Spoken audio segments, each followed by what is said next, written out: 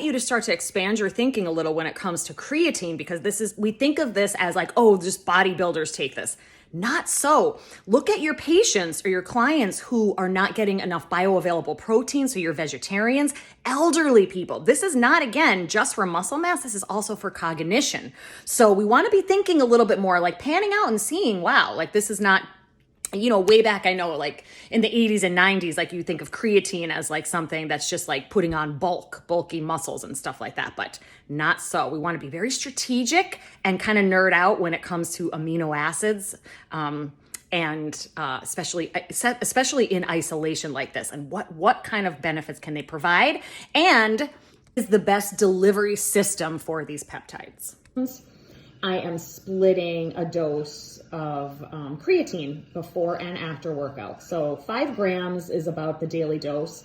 And you could do the 5 grams. I'm going to test it out. The 5 grams right before, or I might split it up like half a scoop and half a scoop before and after workouts.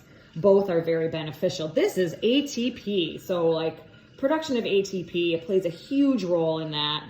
It's going to supply energy to the cells, very glycogen sparing. So kind of like what we talked about with the ketones, especially if you're on a lower carbohydrate diet and there's not a ton of glycogen to begin with, then this you would find would be really a nice addition to like a pre-workout routine. It is naturally formed in the body from other amino acids. It's also found in eggs and meat and fish. So my vegetarians, this would also be another great addition for you. Those looking for better cognition, which I think I'm all about the brain lately. So there's a lot of research on creatine for that. Things like brain fog, which makes sense, right? If you're thinking about ATP, so that's energy producing in the mitochondria, it's going to have an effect on the brain.